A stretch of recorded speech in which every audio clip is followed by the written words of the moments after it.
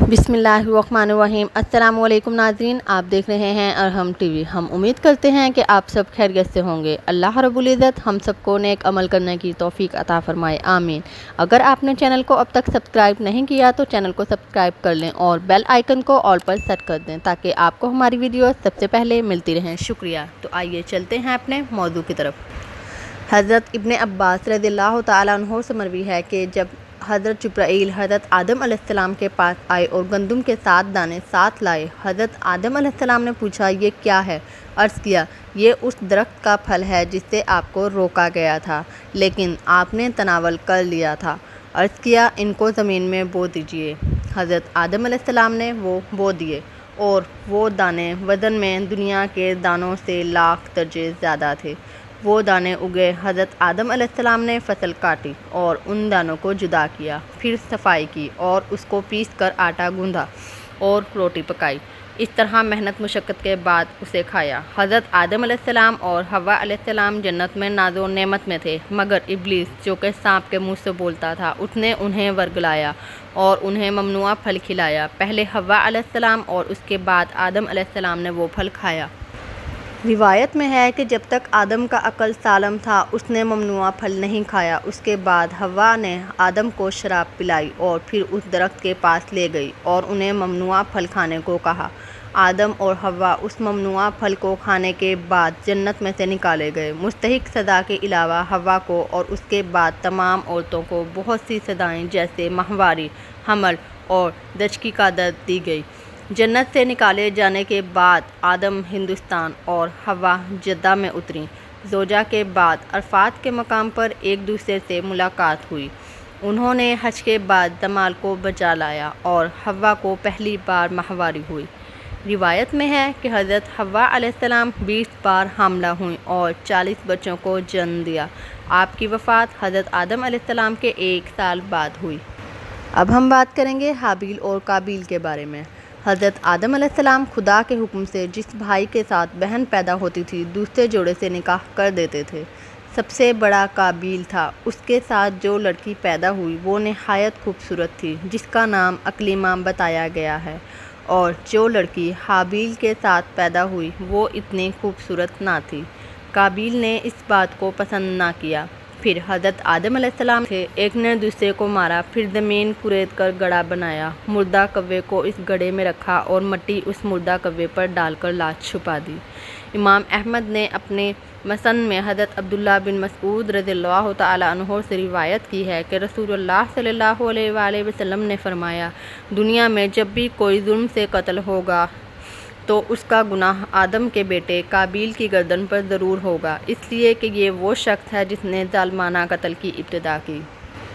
नाज़रीन कराम, हज़रत आदम अलैहिस्सलाम के बेटे काबील ने जब हाबील को कत्ल कर दिया तो उसे अपने वालिद के गुस्से का खौफ था। इस मौके पर शैतान ने काबील को घर से भाग जाने की तरकीब दी, क्योंकि उसे ये खौफ लाहक था कि अगर काबील हज़रत आदम अलैहिस्सलाम के पास गया तो कहीं तौबा इस्तग़फ़ार के बाद दोबारा राह हक़ पर ना आ जाए। चनांचा उसने काबील से कहा कि तुझे तेरे वालिद जिंदा नहीं छोड़ेंगे, तुझे कत्ल कर डालेंगे, इसलिए तू यहाँ से भाग जा। काबील को तो पहले ही इस बात का खौफ था, लिहाजा वो यमन फ़रार हो गया, जहाँ उसने सकूनत इख्तियार की और बाददां उसने शादियाँ भी कीं, जिससे कसीर औलाद पैदा हुई। काबील ने अपने वालिद के दीन हक़ से बगावत करके पहले आतिश परस्ती शुरू की, फिर शैतान ने उसे पत्थर से बुत बनाने का तरीका सिखा दिया। यूँ काबील और उसकी औलाद ने एक अल्लाह को छोड़कर बुत परस्ती शुरू कर दी। दुनिया में कत्लो गारत, फसाद और बुत परस्ती की बुनियाद काबील नहीं रखी। हज़रत आदम अलैहिस्सलाम को जब बेटे के कत्ल की खबर मिली तो वो बहुत गमज़दा हुए, क्योंकि हाबील नहायत सादतमंद, फरमाबरदार, नेक और शाइस्ता नौजवान था।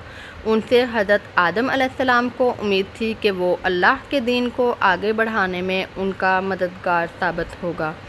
रिवायात के मुताबिक हाबील की शहादत का बुनियादी सबब यही था कि काबील को ये अंदाज़ा हो चुका था कि वालिद के बाद नबूवत का ताज नेक सीरत हाबील के सर पर ही सजेगा, और उसी हसद ने काबील को भाई के कत्ल पर उभारा। حابیل کے قتل کے بعد حضرت آدم علیہ السلام اور حضرت حوا علیہ السلام بہت اداس رہا کرتے تھے اور بیٹے کو یاد کر کے گھنٹوں رویا کرتے تھے۔ حضرت آدم علیہ السلام اللہ تعالیٰ سے دعا فرمایا کرتے تھے، اے اللہ مجھے ایسی اولاد عطا فرما جو تیرے دین کو دنیا میں پھیلانے میں میری مددگار ہو اور میرے بعد دنیا میں تیرے پیغام کو عام کرے اور دنیا میں تیری وحدانیت کی علم بردار ہو۔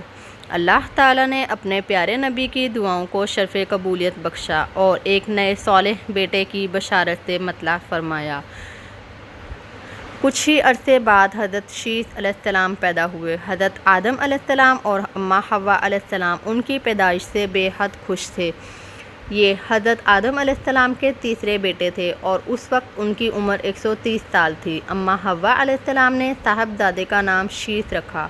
اس کے عربی میں معنی عطیہ خداوندی کے ہیں، یعنی اللہ کی جانب سے عطا کیا گیا خوبصورت اور خوبصورت تحفہ۔ حضرت شیث علیہ السلام حسن و جمال، صورت و شکل اور عادات و اطوار میں اپنے والد سے بہت زیادہ مشابہت رکھتے تھے۔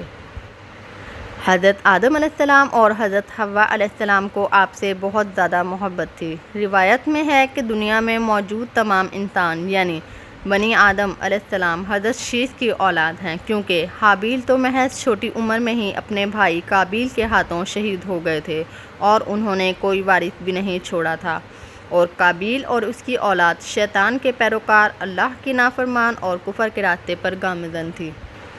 حضرت آدم علیہ السلام 960 سال زندہ رہے۔ ان کی کل عمر تو 1000 سال تھی، لیکن 40 سال کم کر دی گئی تھی۔ سیدنا ابو ہریرہ رضی اللہ تعالیٰ عنہ بیان کرتے ہیں کہ رسول اللہ صلی اللہ علیہ وآلہ وسلم نے فرمایا، جب اللہ تعالیٰ نے آدم علیہ السلام کو پیدا فرمایا تو ان کی پیٹھ پر ہاتھ پھیرا۔ اس طرح قیامت تک جن سے انسان پیدا ہونے والے تھے ان کی روحیں وجود میں آ گئیں۔ پھر ہر انسان کی آنکھوں کے درمیان ایک نور رکھ کر آدم علیہ السلام کے سامنے پیش کیا گیا۔ آدم علیہ السلام نے پوچھا، یا اللہ یہ کون ہیں؟ اللہ نے فرمایا، یہ تیری اولاد ہے۔ ان میں سے ایک کی پیشانی کی چمک آدم علیہ السلام کو بہت اچھی لگی۔ انہوں نے پوچھا، یا اللہ یہ کون ہے؟ جواب ملا، یہ تیری اولاد میں سے بہت دور جا کر ہے، ان کا نام داؤد ہے۔ پوچھا، ان کی عمر کتنی ہے؟ فرمایا 60 سال۔ آدم علیہ السلام کہنے لگے، یا اللہ 40 سال میری عمر میں سے ان کی عمر میں شامل کر دیجئے۔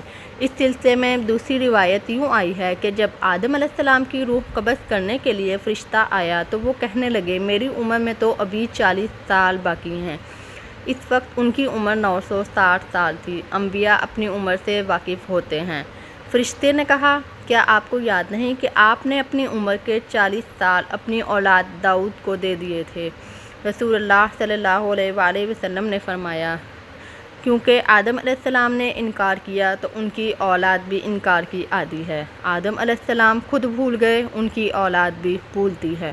آدم علیہ السلام نے خطا کی، ان کی اولاد بھی خطا کرتی ہے۔ حابیل کے قتل کے بعد اللہ تعالیٰ نے آدم علیہ السلام اور حوا علیہ السلام کو اس کا نعم البدل عطا کیا۔ اس کا نام انہوں نے شیث رکھا۔ جب آدم علیہ السلام کی وفات کا وقت قریب آیا تو انہوں نے اپنے بیٹوں سے فرمایا، میرا جنت کے پھل کھانے کو جی چاہتا ہے۔ جنت کے پھل دنیاوی پھلوں جیسے ہی ہوتے ہیں، سیب، انار، انگور، یہ سب جنت میں موجود تھے۔ جنت اور دنیا کے پھلوں میں فرق یہ ہے کہ دنیاوی پھل بدبودار ہو جاتے ہیں جبکہ جنت کے پھل بدبودار نہیں ہوتے۔ اسی طرح دنیاوی پھلوں کا ذائقہ عارضی ہوتا ہے جبکہ جنتی پھلوں کا ذائقہ ہمیشہ برقرار رہتا ہے۔ اس لیے آدم علیہ السلام نے چاہا کہ وہ جنت کے پھل کھائیں، اسی لیے ان کے بیٹے تلاش کے لیے نکل گئے۔ انہوں نے اپنے ساتھ کلہاڑے، کدالیں اور ٹوکریاں لے لیں۔ راستے میں انہیں فرشتے ملے، ان کے پاس آدم علیہ السلام کا کفن اور خوشبو وغیرہ موجود تھی۔